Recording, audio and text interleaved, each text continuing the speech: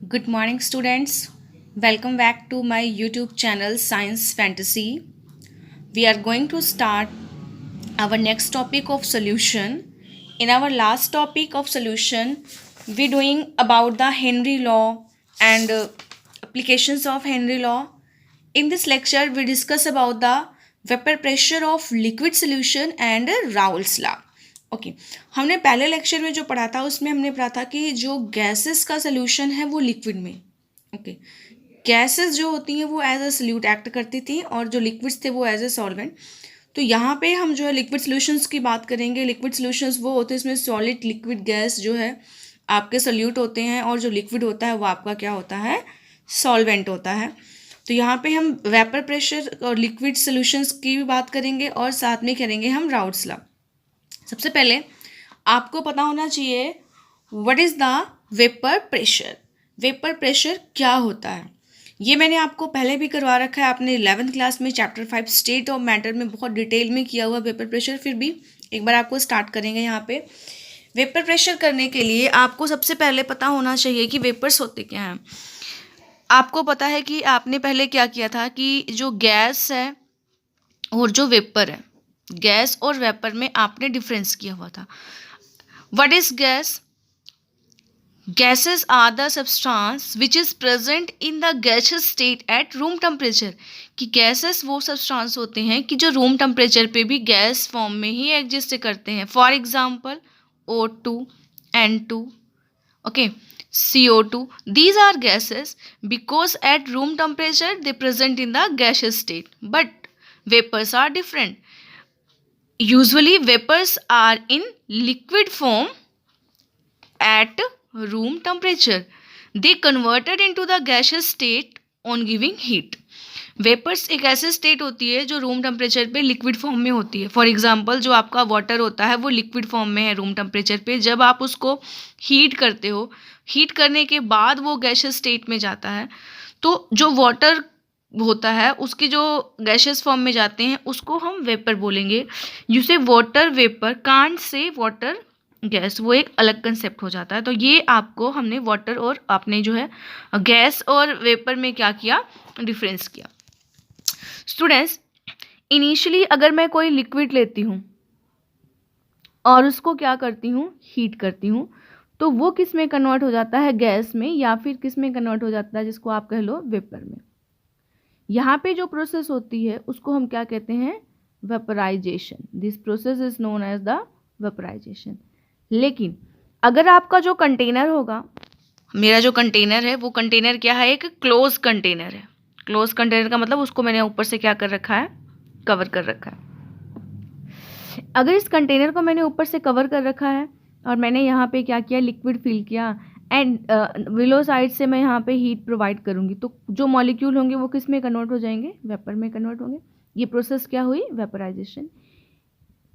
Okay, और उसके बाद क्या होगा कि जब ये वेपर्स जो है इसकी वॉल से टकराएंगे तो कुछ वेपर्स जो है वापस जो है वो लिक्विड के फॉर्म में आएंगे। तो जो आपका जो वेपर होता है वो जब किस में कन्वर्ट होगा, लिक्विड में, तो यहाँ पे जो प्रोसेस होगी, अब ये कूलिंग से होता है क्योंकि सरफेस उसका कूल होगा ऊपर, इसको आप क्या कहते हो, इसको आप कहते हो कंडेंसेशन। तो इनिशियली आपका क्या होगा, इनिशियली जब आप स्टार्ट करोगे तो जो रेट ऑफ वेपराइजेशन होगा वो ग्रेटर देन होगा किससे, रेट ऑफ कंडेंसेशन से। लेकिन एक स्टेज ऐसी भी आएगी आपकी जब आपका क्या होगा, rate of vaporisation become equal to the rate of condensation. एक स्टेट ऐसी भी आएगी जब आपका जो वेपराइजेशन का रेट है it become equal to the rate of condensation. At this condition the condition is known as the equilibrium. Okay, इसको आप क्या कहते हो, इक्विलिब्रियम बोलते हो। सो इसको ऐसे रिप्रेजेंट करते हैं। तो what is the vapour pressure, when molecules of vapour exert pressure on the surface of liquid in equilibrium, that pressure is known as the vapor pressure। उसको हम वेपर प्रेशर कहते हैं। यानी कि आपका वेपर प्रेशर क्या है, वो प्रेशर जो वेपर के मॉलिक्यूल लिक्विड के सरफेस पे जो है वो लगाते हैं, कब? जब rate of vaporisation rate of condensation के इक्वल होता है, इक्विलिब्रियम जब कंडीशन होती है। तो what is the vapour pressure? The pressure exerted by the vapor molecule on the surface of liquid in equilibrium, that particular pressure is known as the vapor pressure। और vapour pressure के लेने के लिए हमें container जो है वो close ही चाहिए, बिकॉज अगर हमने ओपन सिस्टम लिया, ओपन कंटेनर लिया, सिस्टम वाला कंटेनर लिया, तो सारे वेपर्स जो है वो एटमॉस्फेयर में चले जाएंगे, तो वहाँ पे वेपर प्रेशर आपका नहीं होगा। तो this is the vapour pressure. अब ऐसे कौन कौन से जो फैक्टर्स हैं जो वेपर प्रेशर को अफेक्ट करते हैं? फैक्टर्स मतलब जिनकी वजह से वेपर प्रेशर बढ़ता है या घटता है। फर्स्ट ऑफ ऑल यहाँ पे आपका आता है जिनका जो फर्क पड़ता है, that is the nature of liquid. Okay, liquid के नेचर का क्या फर्क पड़ता है? अब ये नेचर का क्या फर्क पड़ता है, ठीक है, तो इसमें क्या होता है कि जो आपके जो सोल्यूट या सॉल्वेंट के मॉलिक्यूल होते ही हैं, या जो आपका लिक्विड है, अगर जो लिक्विड का एक मॉलिक्यूल है उसमें लिक्विड के दूसरे मॉलिक्यूल के साथ जो फोर्स ऑफ अट्रैक्शन होती है, जिसको आप क्या बोलते हो? Inter molecular force of attraction, जिसको आप क्या बोलते हो?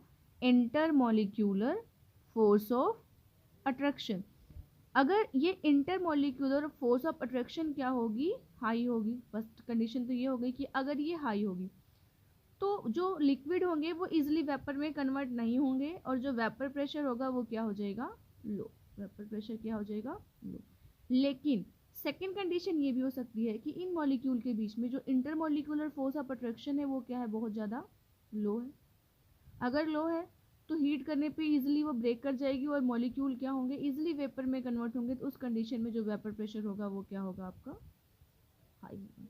Means intermolecular force of attraction is more, vapor pressure is less, and intermolecular force of attraction is less, vapor pressure is high। तो वेपर प्रेशर एक तो डिपेंड करता है नेचर ऑफ लिक्विड पे। सेकेंडली जो आपका ये डिपेंड करता है, वो डिपेंड करता है जो दूसरा फैक्टर है जो इसको डिपेंड करता है वो आपका क्या है? टेम्परेचर। अब टेम्परेचर पे क्या करता है? आप किसी चीज़ को अगर हीट करते हो, जैसे मैंने कोई कंटेनर लिया है, अगर उस कंटेनर को मैंने नीचे से हीट सप्लाई किया है, इसमें वो लिक्विड है, तभी तो वो वेपर में कन्वर्ट होगा। मीन्स कि क्या होता है कि जो वेपर प्रेशर होता है वो डायरेक्टली प्रोपोर्शनल होता है टेम्परेचर की। अगर आप टेम्परेचर को इंक्रीज करोगे, मोर एंड मोर जो आपका लिक्विड होगा वो वेपर में कन्वर्ट होगा। जितना ज़्यादा वेपर का अमाउंट होगा उसकी जो एक्सर्टिंग प्रेशर होगा वो उतना ज़्यादा होगा। तो उससे क्यों ज़्यादा होगा? क्योंकि जब आप लिक्विड को हीट करते हो, लिक्विड के मॉलिक्यूल क्या करते हैं? हीट को एब्जॉर्ब करते हैं, और जो उनकी काइनेटिक एनर्जी होती है वो काइनेटिक एनर्जी क्या करती है? इंक्रीज कर जाती है। जब काइनेटिक एनर्जी इंक्रीज कर जाएगी तो जो मॉलिक्यूल होंगे वो जो सरफेस होगा उसको लीव कर देंगे और किस फॉर्म में आ जाएंगे? वेपर फॉर्म में आ जाएंगे। तो इस वजह से जो वेपर, जितने ज़्यादा वेपर बनेंगे उतना ज़्यादा उसका क्या होगा? वेपर प्रेशर होगा। क्वांटिटेटिवली जो है वेपर प्रेशर का जो इफेक्ट है टेम्परेचर के साथ, उसको जो है कैरी करने के लिए, स्टडी करने के लिए हमारे पास एक इक्वेशन होती है जिसको हम क्या कहते हैं? क्लैसियस-क्लैपेरॉन इक्वेशन। क्लैसियस-क्लैपेरॉन इक्वेशन। इस इक्वेशन को आपको डेराइव करने की जरूरत नहीं, सिर्फ इसको एक बार देख लो। Log P2/P1 is equal to delta vaporization H upon 2.303 R। ये आपने जो है थर्मोडायनेमिक्स में करते हैं थोड़ा बहुत। T2 minus T1 upon T1 T2। ये क्या है आपका? P1 P1 और जो P2 है ये तो आपका प्रेशर है। किस पे? अगर टेम्परेचर T1 रहेगा तो P1 है, और अगर टेम्परेचर T2 रहेगा तो यहाँ पे P2 है। वेपर प्रेशर है टेम्परेचर पे। और यहाँ पे आपको जो डेल्टा वेपराइजेशन H लिखा है, H एक्चुअल में क्या होता है? आपका इंथैल्पी होता है। तो वेपर चेंज, यानी कि आपका जो ये है H है वो क्या है? Change in the enthalpy. आप कह सकते हो इंथैल्पी ऑफ वेपराइजेशन। ये आपका क्या है? इंथैल्पी ऑफ वेपराइजेशन है, डेल्टा वेपराइजेशन है, क्योंकि जो आपकी इंथैल्पी होती है उसको आप किससे रिप्रेजेंट करते हो, एच से रिप्रेजेंट करते हो। तो delta vaporisation H is the enthalpy of vaporisation. Now we are going to start Raoult's law. Raoult's law हम करेंगे liquid liquid solution. Raoult's law for, अभी यहाँ पे हम जो राउल्स लॉ करेंगे वो राउल्स लॉ किसके लिए करेंगे, लिक्विड लिक्विड सोल्यूशन के लिए हम यहाँ पे राउल्स लॉ करेंगे। इसको हम बोलते हैं, क्योंकि देखो जो आपका लिक्विड है, चाहे वो अगर यहाँ पे मेरा लिक्विड क्या है, सल्यूट है, और यहाँ पे दूसरा लिक्विड क्या है आपका, सॉल्वेंट है। जब इनको आप हीट करोगे तो ये दोनों ही क्या होंगे, वेपर फेज में कन्वर्ट होंगे। किस में कन्वर्ट होंगे, वेपर फेज में कन्वर्ट होंगे। तो इसको आप क्या कहते हो, Raoult's law for volatile solute. क्या बोलते हैं इसको, Raoult's law for volatile solute. Volatile का मतलब क्या है, जो वेपर में इजीली कन्वर्ट हो जाए उसको हम क्या बोलते हैं, वोलाटाइल। तो यहाँ पे आपका जो है वोलाटाइल सोल्यूट है, क्योंकि जब आप इसको हीट करोगे तो सोल्यूट भी वेपर में कन्वर्ट होगा, और क्या होगा, सॉल्वेंट भी क्या होगा, वेपर में कन्वर्ट होगा। तो इसके लिए जो है राउल्स ने जो है अपना जो है लॉ दिया है, वो लॉ राउल्स का क्या कहता है कि सपोज करो कि मेरे पास दो कंपोनेंट हैं A and B. A and B दो कंपोनेंट है। एक्चुअली ये जो लॉ होता है वो एक बाइनरी सोल्यूशन के ऊपर एप्लीकेबल होता है। मैंने आपको स्टार्टिंग में बताया था, the solution having two component is known as the binary solution. मतलब कि जिस सोल्यूशन में सिर्फ दो कंपोनेंट होते हैं, एक सोल्यूट होता है, उसको हम सॉल्वेंट में डिसॉल्व करते हैं, उस सोल्यूशन को हम क्या कहते हैं, बाइनरी सोल्यूशन कहते हैं। तो राउल्स लॉ जो होता है वो बाइनरी सोल्यूशन पे एप्लीकेबल होता है। तो राउल्स लॉ के अकॉर्डिंग कि अगर आपका एक सोल्यूशन है जिसमें सिर्फ लिक्विड लिक्विड है और दोनों ही कंपोनेंट क्या हैं, वोलेटाइल है, तो उनका जो वेपर प्रेशर होगा वो इक्विलिब्रियम में आप एक्सर्ट करते हो। तो उसमें अगर आपका कंपोनेंट ए है, सपोज करो P A, P not a और एक्स ए, यहाँ पे मैंने तीन कंपोनेंट लिए हैं। पी ए क्या है, vapour pressure of A in solution. P not a क्या है, vapour pressure of A in pure state, यानी कि जब वो मिक्स नहीं था दूसरे के साथ। एंड एक्स ए क्या है, एक्स मोल फ्रैक्शन होता है, यहाँ पे आपका mole fraction of A in solution. Similarly आप यहाँ पे जो है जैसे पी ए है वैसे पी बी भी होगा, पी नॉट बी भी होगा एंड एक्स बी भी होगा। तो इसमें क्या है कि अगर दोनों ही कंपोनेंट वोलेटाइल है, राउल्स लॉ क्या कहता है कि सपोज करो मैंने यहाँ पे दोनों को ए प्लस बी को क्या किया, हीट किया। हीट करने के बाद इनका वेपर हो गया, तो जो ए वाला है वो पी ए का उसका प्रेशर होगा सोल्यूशन के अंदर, इसका पी बी होगा। राउल्स लॉ कहता है कि किसी भी कंपोनेंट का जो वेपर प्रेशर होता है सोल्यूशन के अंदर वो डायरेक्टली प्रोपोर्शनल होता है उसके mole fraction. Similarly PV is directly proportional to X। ये आपको PA PB पता है। PA क्या है, vapour pressure of component A in solution. PV vapour pressure of component B in solution. X से mole fraction, XB mole fraction, दोनों component का solution के अंदर।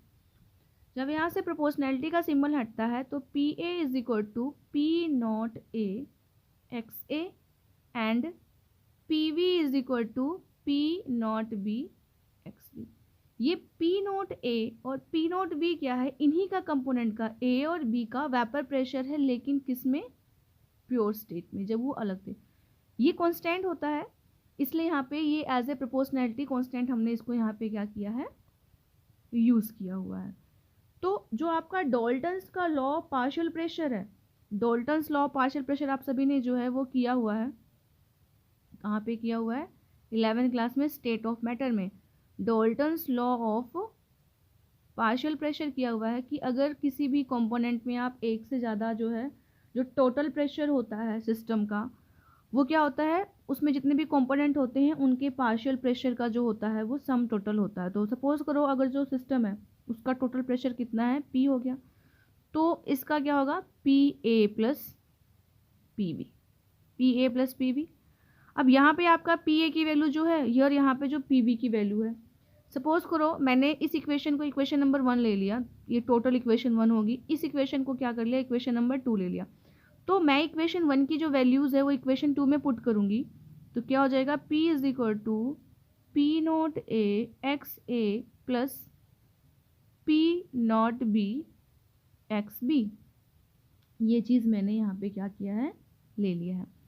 अब एक्स ए और एक्स बी मोल फ्रैक्शन होता है, हमें पता है कि किसी भी कंपोनेंट का जो मोल फ्रैक्शन होता है वो क्या होता है, 1 के इक्वल होता है।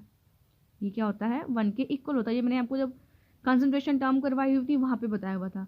Means X A plus X B is equal to 1, so X A is equal to 1 minus X B. Now putting this value in this equation, so P is equal to P naught A 1 minus XB plus P naught B XB. Now solving this equation, P is equal to P naught A minus P naught A XB plus P naught B XB. This one, okay. You can also write here P is equal to P naught A minus, अगर मैं यहाँ से x B common ले लूँ, मैंने x B common ले लिया तो क्या हो जाएगा, P not A minus P not B। Again अगर मैं यहाँ से माइनस को कॉमन करती हूँ तो मेरा P not A plus X B और यहाँ पे क्या आ जाएगा, P not B minus P not A. ये आपका पी के इक्वल हो गया। इसको हम क्या कहते हैं, इक्वेशन नंबर आपका जो थर्ड आता है। तो ये जो आपका P not A P not be है ये कांस्टेंट होगा पर्टिकुलर टेम्परेचर पे। तो जो इक्वेशन थर्ड है आपकी ये बताती क्या है कि जो टोटल वेपर प्रेशर होता है वो लीनियर फ्रैक्शन होता है मोल फ्रैक्शन किसी एक कंपोनेंट का। यहाँ पे सिर्फ एक ही कंपोनेंट आ गया ना, एक्स बी आया आपका, दूसरा यहाँ पे चला गया। अगर आप क्या करते हो कि मोल फ्रैक्शन और जो है वेपर प्रेशर के बीच में एक ग्राफ प्लॉट करते हो तो वो ग्राफ आपका क्या आएगा, स्ट्रेट लाइन ग्राफ आएगा। कैसे आएगा, क्योंकि जो राउल्स लॉ है, राउल्स लॉ क्या कहता है कि जो पार्शियल प्रेशर होता है P A is equal to is directly proportional to X A and P V is equal to directly proportional to X B. Suppose करो जो ए कंपोनेंट है this is the solute and B component is solvent. B component is the solvent. Always solute is the less amount and solvent is the excess amount. So by plotting graph,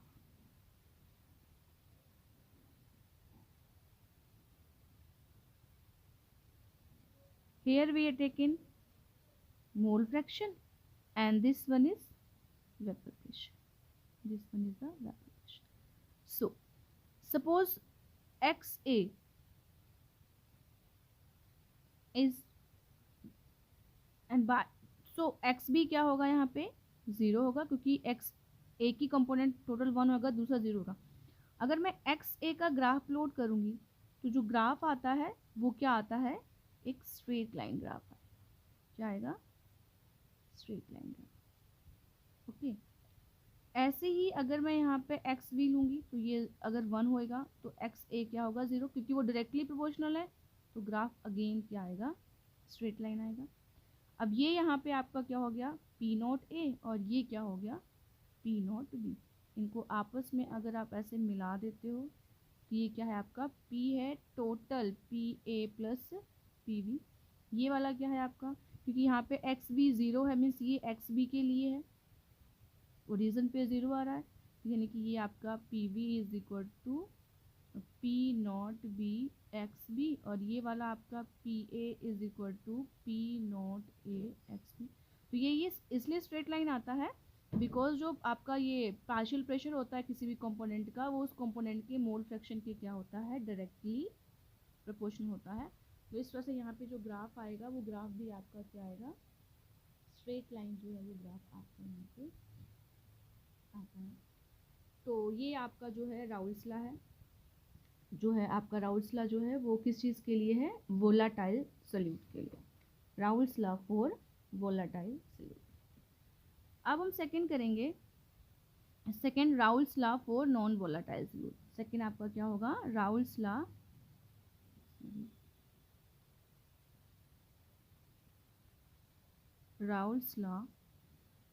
for non volatile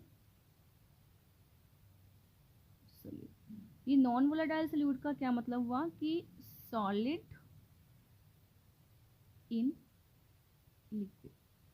जब आप यहाँ पे solid in liquid लेते हो तो इसमें क्या होता है कि जो आपका क्या इफेक्ट पड़ता है कि जब आप किसी सॉलिड को लिक्विड में ऐड करते हो। सपोज करो आपने एक कंटेनर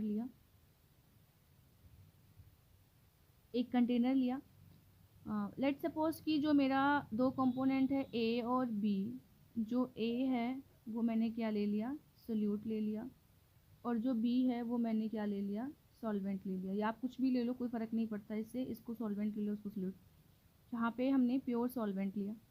प्योर सॉल्वेंट को जब मैंने हीट किया तो इसका जो वेपर प्रेशर है वो काफ़ी ज़्यादा आएगा।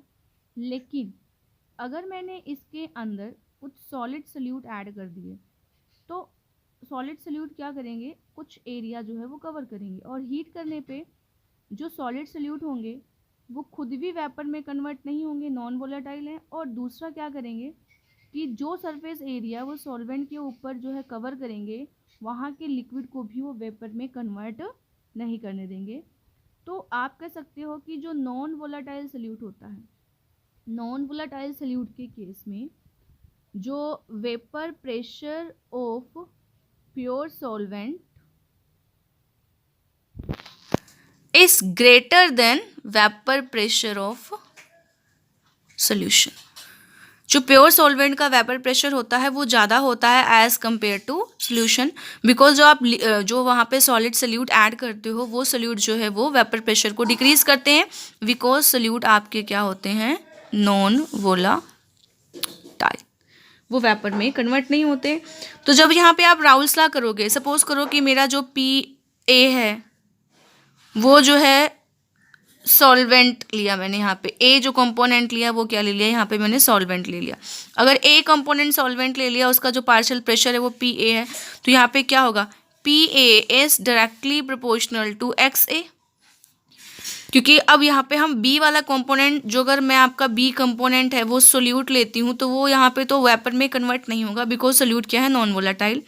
ये क्या हो जाएगा, P A is equal to P not A X A. Proportionality constant यहाँ पे आपने लिया, ये चीज़ यहाँ पे आपने लिया, तो ये आपका क्या हुआ, ये चीज़ यहाँ पे हो गई। ओके, ये आपका ये चीज़ यहाँ पे हुआ। आप इसको ऐसे भी अरेंज कर सकते हो, P A upon P not A is equal to X A. आपको पता है कि X A plus X B is equal to 1 होता है मोल फ्रैक्शन, तो X A is equal to 1 minus X B हो सकता है।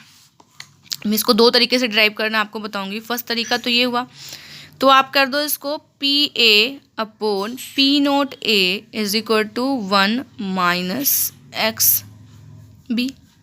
इक्वेशन को रीअरेंज करोगे तो ये हो जाएगा X B is equal to 1 minus P A upon P naught A. समझ में आया, मतलब ये मैंने प्लस में लिया तो मैं इधर ले आया और ये माइनस में चला गया। इसको सॉल्व करेंगे तो ये हो जाएगा X B is equal to, LCM लेंगे, P naught A minus P A upon P A. एक तो तरीका ये था कि मैंने इसको इस तरह से सॉल्व किया।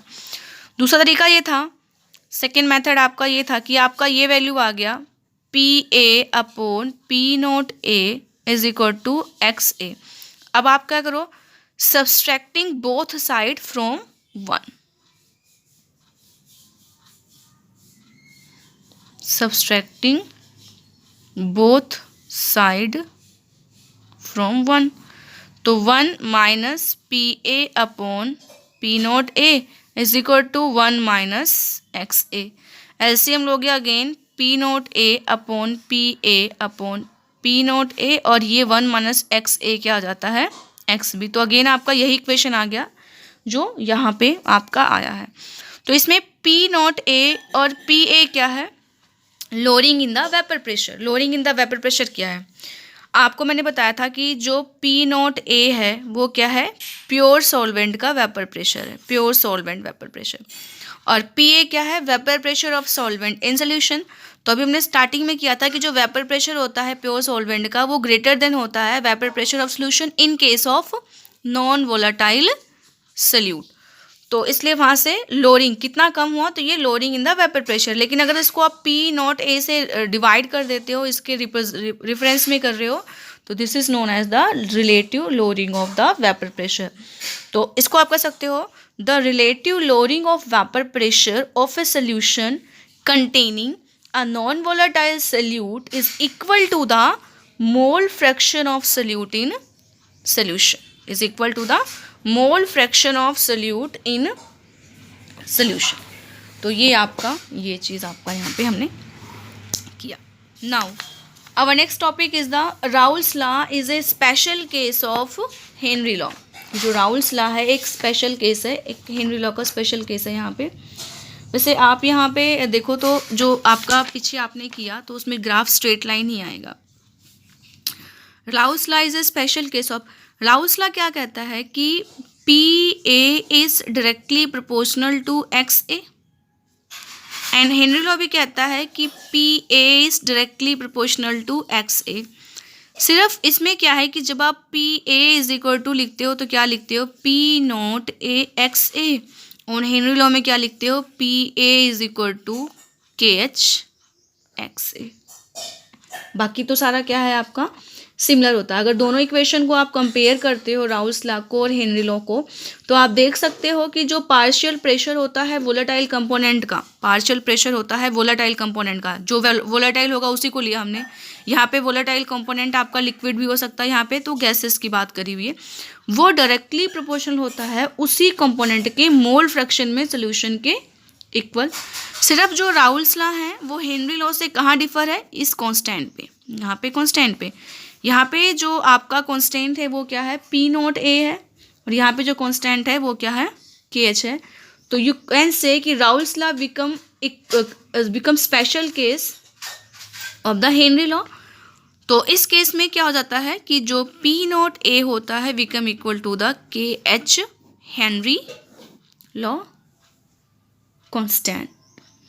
और जो नॉन वोलेटाइल सोल्यूट के लिए आप ग्राफ प्लॉट करते हो तो वो आपका ग्राफ जो है वो स्ट्रेट लाइन ग्राफ आता है, क्योंकि यही लॉ कहता है कि जो वेपर प्रेशर होता है किसी भी कंपोनेंट का वो मोल फ्रैक्शन के क्या होता है, डायरेक्टली प्रोपोर्शनल होता है। तो यहाँ पे अगर आप वेपर प्रेशर लोगे और यहाँ पे क्या लोगे, मोल फ्रैक्शन, तो वो ग्राफ जो है वो स्ट्रेट लाइन ग्राफ यहाँ पे आपका आता है।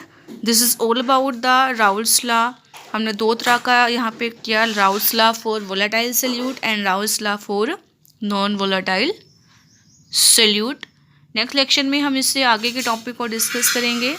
And keep on watching video, please like, share and subscribe my channel. Thank you so much. In case of any doubt you can ask me.